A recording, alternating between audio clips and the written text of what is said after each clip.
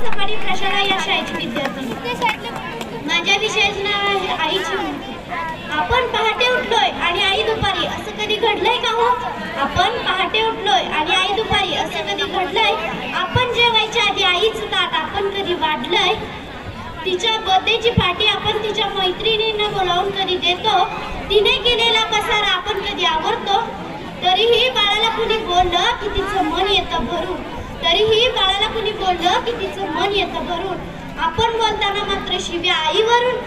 लक्षात ठेवून ती बाळासाठी सतत हात बसरते. स्वतःची मात्र दुपारची बीपीची गोळी विसरते. आईची आई होऊन बाळाला कधीतरी बघा ना. तिचा खडबडीत हात हातात घेऊन एकदा बघा ना. कितीही कर्तृत्व गाजवा तुम्ही, झेप कमी पडते. आईने कडेवर घेतल्यावरच आपली उंची वाढते. नको कुणाची स्पर्धा लेका, नको कुणाचा हेवा. जग जिंकायचंय ना तुम्हाला, आईच्या पायावरती डोकं ठेवा. बरं, मला एक प्रश्न पडलाय की या 3 दिवसात आईची आठवण कोणाकोणाला जाईल, यासाठी मी एक छोटंसं गाणं म्हणेन. आई